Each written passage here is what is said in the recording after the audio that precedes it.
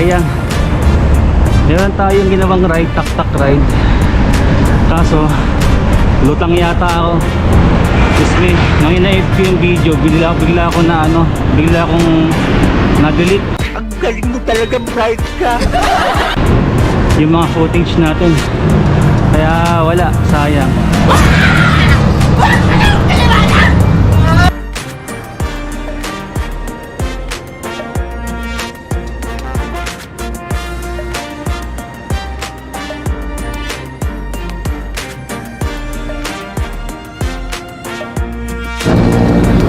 Yun, so dahil accidentally natin na-delete yung video natin sa tak-tak.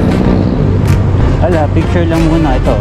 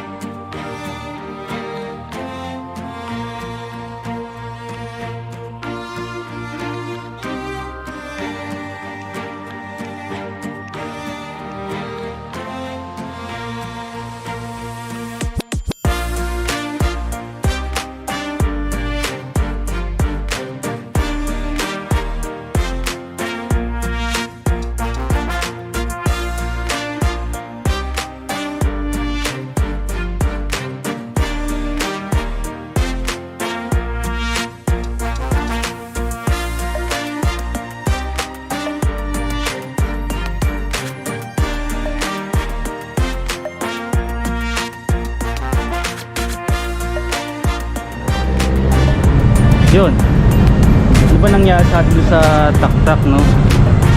Pag akit tayo sa may Antipolo Sumulong, medyo may konting pagbabago sa ginagawa natin dahil medyo maalwan ng konti lang naman yung ahon.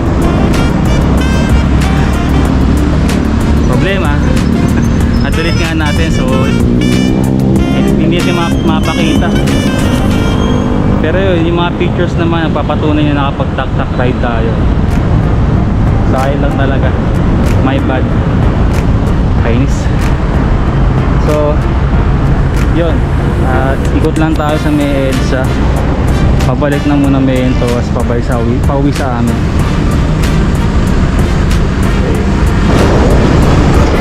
Time check 9:52 ng umaga. Sakit sa balat.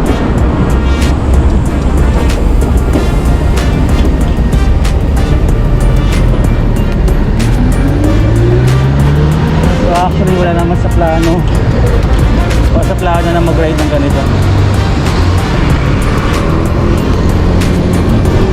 Nagpatuno lang tayo ulit ng RD dahil di ko siya maayos. Sabi ko sayang naman kung lurus ako ng bahay tapos dito lang ako pupunta sa Quiapo. Sayang. Kaya ito, at least man lang maka 20 kilometers tayo ngayon. Sayang ensayo. Mababaka natin na naman.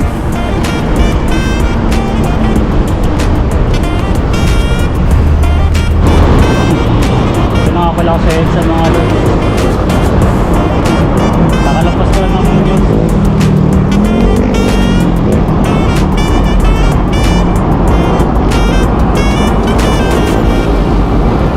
So yun pala, no, again, ang sarap ng kape sa may ahon coffee. Kaya pala si Clarissa lagi nando doon. Shoutout sa'yo, ma'am. May turong sa amin yung kapian na yun. Lagi ako umaahon ng Antipolo, alam niya yan. Pero ngayon lang ako nakapasok doon sa may ahon coffee at matikman yung kape. Sarap.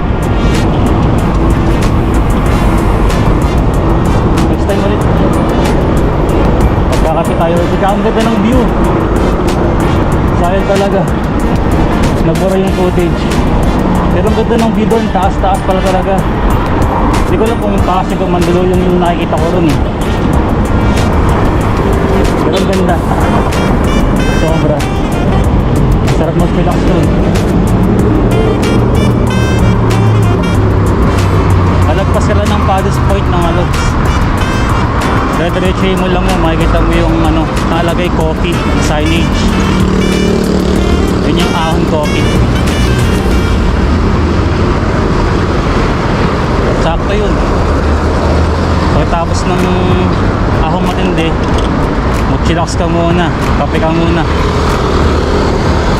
May mga pagkain sila doon mga lods. Kasi hindi ko na-try kasi busog pa ako ng mga oras na yun eh. Tsaka may pagkain sa bahay. Kaya di ako bumili ng pagkain. Kaya kape-kape na lang.